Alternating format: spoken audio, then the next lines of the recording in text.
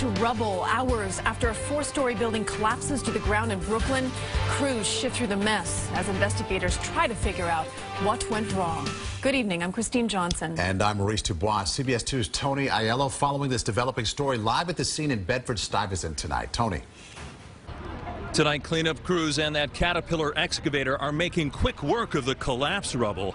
This neighborhood is recovering from this afternoon shock, really just grateful that no one died when this 105-year-old structure came tumbling down.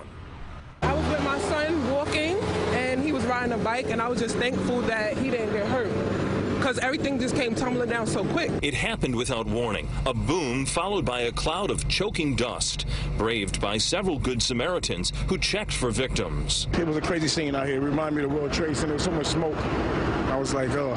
1438 Fulton Street started the day looking like this view from Google Maps.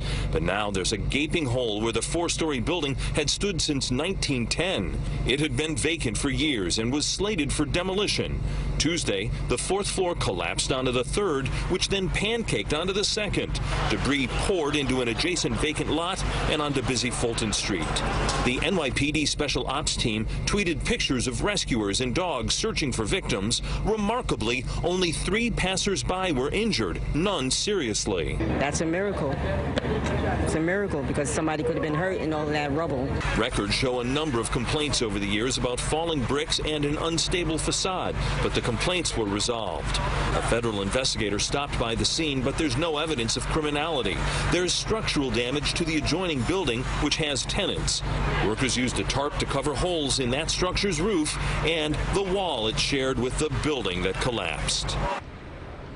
And there's good news about that building. The Department of Buildings has determined 1440 Fulton, adjacent to the collapse site. The 1440 Fulton, with a dentist's office and several tenants, it is structurally sound. Tonight, A and C trains are running under Fulton Street, but the buses on Fulton Street are being rerouted. A Department of Buildings team is on the scene, still trying to figure out what caused this collapse. Live in Bed-Stuy, Brooklyn, Tony Aiello, CBS 2 News. Tony, thank you.